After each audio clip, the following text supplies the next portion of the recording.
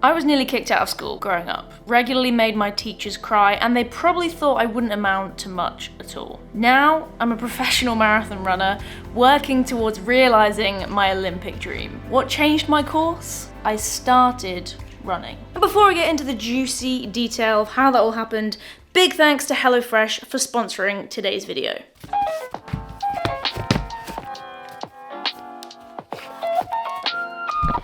These shoes absolutely stink and are still wet from a run I did 2 days ago. Yay. Is it sunny enough outside for sunglasses? Probably not. But am I gonna wear them? Yes.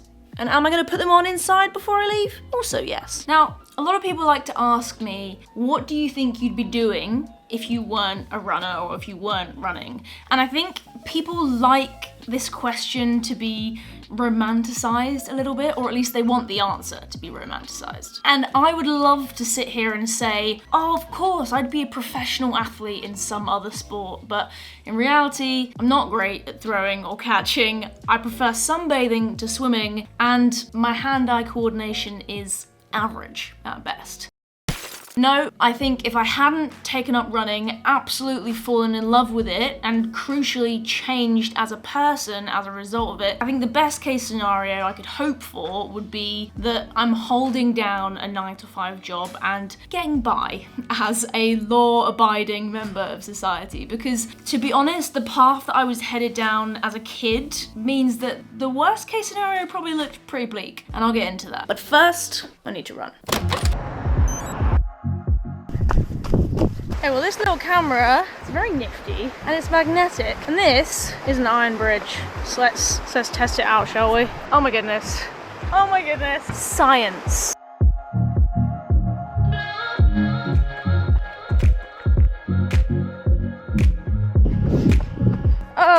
Everything hurts. I'm in pain. Not like an injury sense kind of pain, but just everything hurts.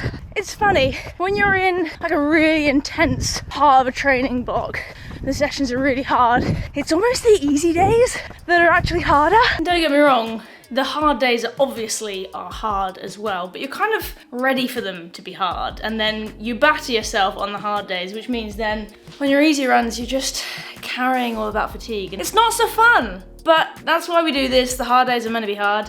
And I had a 16-mile long run workout yesterday, which is actually one of the runs I made public on Strava. So go check it out if you want to see what I did. But just 6, super easy this morning. 8:03 average, slower than I'd usually go. Whew, we even started off with an 8:33 minute mile. That is slow for me.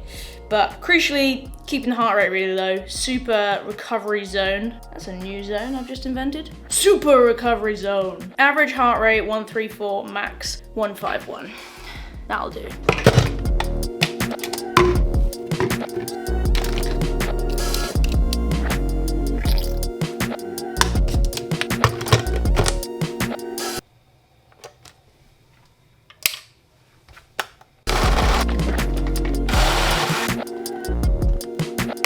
I can't remember if I've mentioned it on my channel before, but I was quite a naughty kid. I think what started off was a little bit of cheekiness and being mischievous in primary school, and I could probably get away with it then because I was small and cute, and they just put it down to being a hyper young child, right? That then carried on into secondary school, and especially before I took up running, but even for a little while afterwards, I was just a hell child. I was frequently on report. I don't know if they have that in other countries, but in the UK, it's where you're given a card, a report card, and you have to hand it in after each lesson, and they rate you on different levels of how well behaved you were or not, and then you have to go to, depending on which level it is, your form tutor, your head of year, or the head teacher. And I was on the pink report once, which meant I had to go and see the deputy head to be assessed on my behaviour, and I was just hanging around with the wrong crowd. One of my close friends in my second year of secondary school actually got expelled, and I nearly got kicked out of the school just for being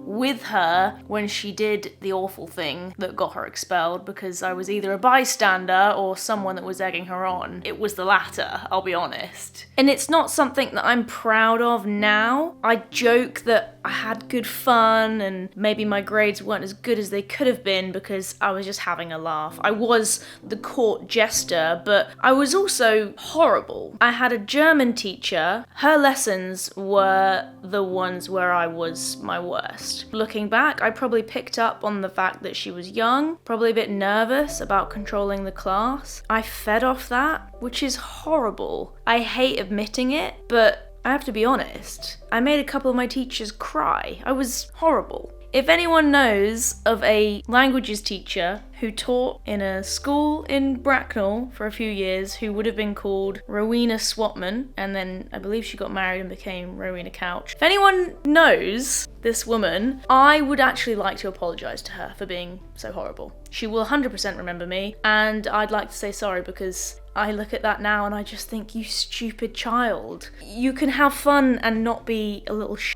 and make other people's lives miserable. So being a little bit cheeky and a little bit naughty then got me to the point where I was probably on the edge of being suspended or being kicked out of a very respectable school. That then developed into partying, hanging around with people I probably shouldn't have been, and actually drinking underage. Ticking all the boxes for someone who's headed down a road that doesn't get here, that's for sure. And I had this real irrational fear at that age, which perhaps wasn't so irrational back then, and it's the fear of going to prison. Now, nothing I do in my life or will do is gonna send me to prison now, but I wonder if there was some truth in that, and that's actually how bad I was. My parents obviously had a job on their hands, keeping me distracted from all the stuff I shouldn't be doing and on the straight and narrow. So I was a very extracurricular kid. I was a Sea Scout. When I was younger, I did karate. That then became netball. I did basketball, hockey, joined all the after school clubs because if I had detention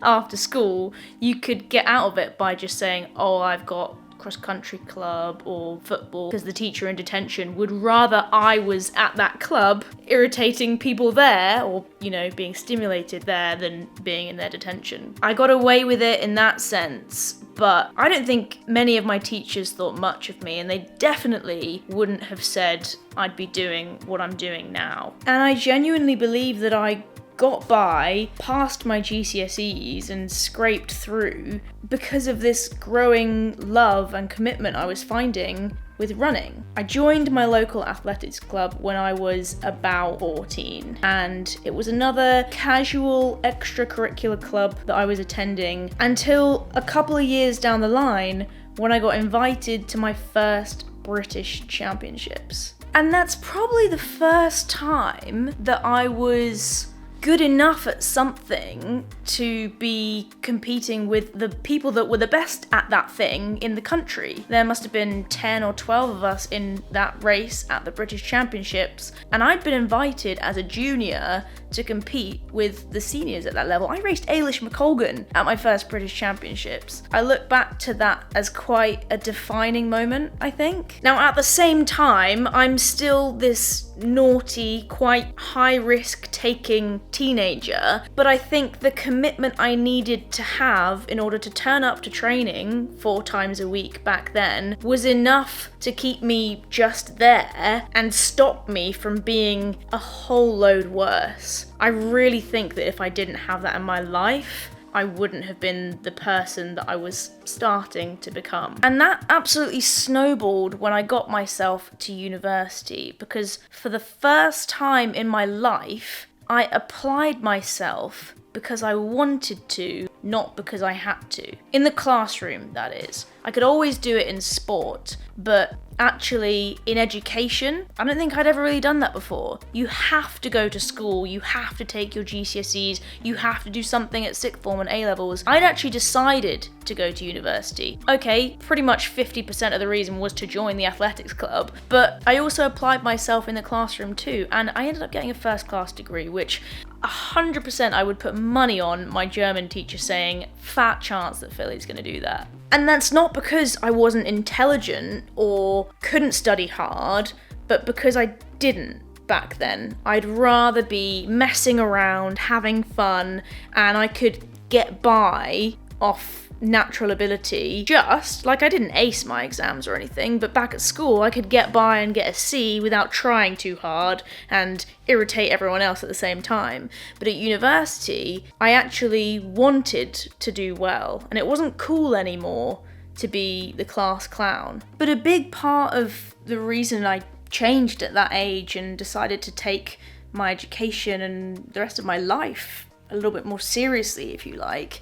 I think is running, because these skills that you learn from dedicating yourself to training, turning up, being consistent, trying your best, being resilient, bouncing back when it doesn't go well, taking confidence from a win, those are all things that, looking back now, I can see that I translated into an education context, into a professional context, and actually thinking about my future. So that's a way that running changed the course of my life and changed my life for the better. But there are also the ways in which running changed me that at the time I really resented. Like when my obsession with running and my eating disorder became intertwined. And that's when I probably experienced some of my lowest low points thanks to running, which I'll get into next. I just got back from my run, as you can see, and with Daniel running these days as well, there's nothing better than coming back to a HelloFresh recipe card, some ingredients that are already measured with the instructions there for me to follow, chuck everything together, throw it in the oven, and it's ready. It's so easy and it makes life just a little bit less stressful. The meals start from £3.15 per portion before the discount is applied, which I'll give you in a second, which once it's ordered, you've got it in, you can budget your week a lot easier as well. There's loads to choose from online. This is a new one that we've never tried before, and it's just nice to get a bit of variety in there and switch things up from the usual recipes. So hit the link at the top of the description to bag yourself 60% off your first box and 25% off for the next 2 months after that. That's a lot of meals. You can also use my QR code that is on screen now, or my code, which is PhilyB2023. There's a lot of ways to access this discount. We really don't want you to miss out. Now, we're gonna go cook this up because I am starving.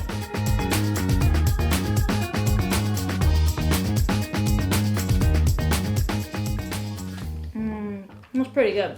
Well, thanks again to HelloFresh for a banging dinner and for sponsoring this week's video. Go and check it out. Hello, editing Phily here. Just having a look through the video, and I thought I would mention there's a trigger warning for the next section where I do talk about a little bit more of the ins and outs of my eating disorder. So if you don't want to listen to that bit and you think it might be triggering for you, skip to this time code and carry on watching the video from there. It's difficult because a lot of my lowest points with running are so intertwined with the eating disorder that I struggled with for so many years. There's obviously things that are separate to that, like when you get injured. I had shin splints on and off. Those are always really frustrating experiences as a runner, but you kind of learn how to work through them, and then once you're back doing that thing again, that problem is left in the past. But when you're struggling with an eating disorder, which then becomes intertwined with your sport, gosh, it just makes it so much harder, firstly, to get better from that problem and to become healthy, and for me, to recover from my eating disorder, but also to separate running from that mental health condition. And whilst I still very much believe that running changed my life for the better and changed me to being a better person, there are still some real low points that are tied up with running memories for me that are real low points. And one of the biggest ones that sticks out to me is my first ever Bucks cross country, which in the UK is the British University Championships, the national of all of the athletes that are at university racing at cross country. It was in Brighton. I was a fresher, and the night before the race we went out for dinner, and I was not in a very good place with my eating disorder, which meant after going out for dinner, I felt incredibly guilty about the dinner that I'd had, got back to my hotel room and made myself sick the night before the race. And I look back at that person that I was and I feel really sorry for me back then, because I was battling with awful body image, the symptoms of this eating disorder, which obviously aren't going to help my running. And the night before a race, like, I knew that was going to impact my performance the next morning. Just the act of what I'd done was almost guaranteed to mean I wasn't going to have a good race, which that should have been a good memory, that first Bucks experience, but that's the first thing I think of. And then there was my Oregon experience, which I feel like what you guys have seen from that is the Oregon video, which kind of tries to sum up quite a lengthy experience in a 20-30 minute video. The outcome of that was a real negative for me in terms of my relationship with running. I relapsed to my eating disorder. I ran like crap while I was out there, and I was half a person when I came home. And I've said it before, you know, that was really the point in which I was this close to not being a runner anymore, and I wouldn't be sat here making videos now and achieving anywhere near what I'm achieving in my sport. And I guess what I'm getting at by talking about these low points in this what's meant to be a very positive video about how running really has changed me as a person and changed the course of my life is you can't choose the things that happen in your life or that happen to you. Yes, sometimes you can influence them, but good things are going to happen and bad things are going to happen. But you can choose the way that you react to those things and the way that you deal with them. I've owned all the good and the bad that's been included in my running journey, and I really wholeheartedly don't think that I'd be standing exactly where I am right now without all of it, the good and the bad. And I'm gonna need to carry on the spiel on the move because I have a haircut to go to. What should I do, get it all shaved off? Yeah, I think so. What do you think? I approve. I'm gonna put my watch on because it's either tan line or watch, and old habits die hard. Probably be wearing this watch on my wedding day if I ever get married. That's not happening. As in, Wait, what's no, not happening? No, you're not wearing that watch on the wedding day is not happening. Not the wedding is not happening. Sounded like a quick rescue attempt there. I'm not sure.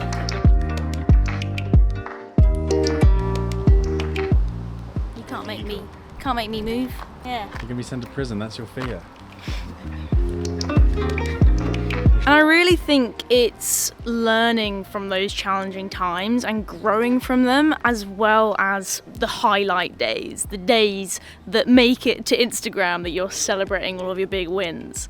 And I really don't mind if you disagree with me on this one, but something I remember my mum saying a lot is everything happens for a reason. And I always think about that. It doesn't have to be true, but everything that happens follows everything that happened before it, right? It's basically the butterfly effect. And I Googled this one because I didn't want to get it wrong. The butterfly effect rests on the notion that the world is deeply interconnected, such that one small occurrence can influence a much larger, complex system. The effect is named after an allegory for chaos theory. It evokes the idea that a small butterfly flapping its wings could, hypothetically, cause a typhoon. Which means sometimes, if X bad, awful thing that you wished had never happened didn't happen, then Y, the amazing thing that happened after it, might never have happened either. Even if it's just by a series of random events that connected those two things. I'm gonna miss my train if I stay at the end of the platform, cautiously filming my video, so I'm gonna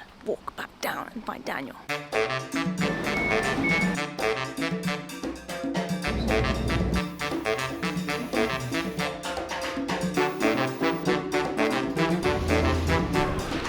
Short hair. And that X following Y is what I'm talking about when I say that running changed my life. It gave me a reason to be a better person and to really work hard at something. And that was obviously over a long period of time, and through constantly showing up, challenging myself, learning about myself, growing in confidence, and developing a real love and dedication to this sport. That's what running did for me, I think. All of the good times, the bad times within it, but more than anything, the act of doing the thing. Heading out on my runs, going to training on a Tuesday and a Thursday night, Saturday and Sunday morning as a kid, probably winning some insignificant lower league race that really meant nothing in the grand scheme of things, but meant so much to me, giving me the confidence to dare to dream and to dream of doing what I'm doing now. Would you agree? Absolutely.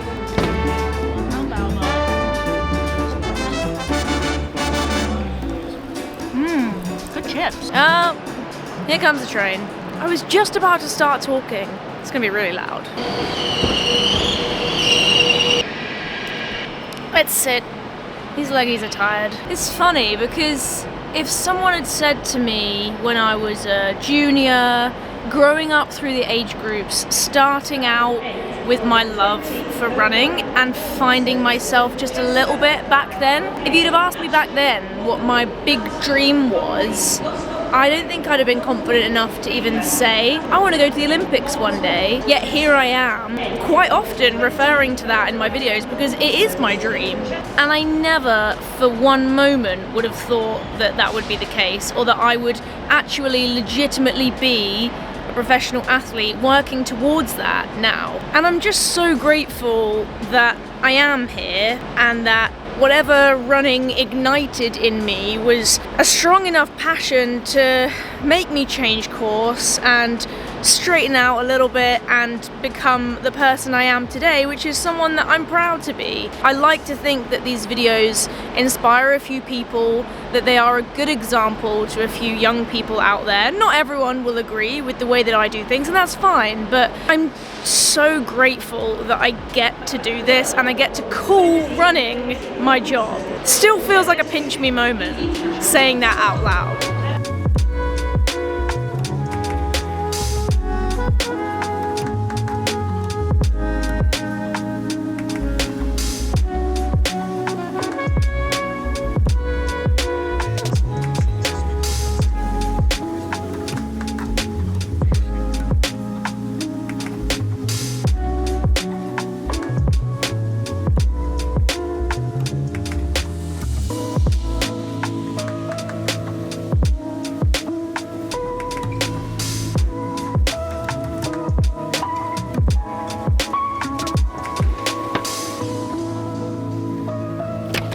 I guess that kind of brings me on to what's next and what I'm aiming for in the next couple of months in terms of the next big goal and how I'm gonna get there. I've spoken about how running has built my confidence to reach for scary and exciting goals, which I think is a really important thing to do as a runner, because if a goal doesn't scare and excite you, you're less motivated to want to get there. You've obviously got to have the belief that you can get there, but it's also got to scare the absolute shit out of you. And that next big key race and goal for me takes me back to Copenhagen, which is going to be such a special experience. I think just the emotions and the memories of being back in Copenhagen, with it being up there as one of my top running memories and experiences ever, thanks to the marathon earlier on this year, it's going to be something quite special. So I'm heading back to Copenhagen to race a half marathon on the 17th of September, and I want to try and run 70 minutes.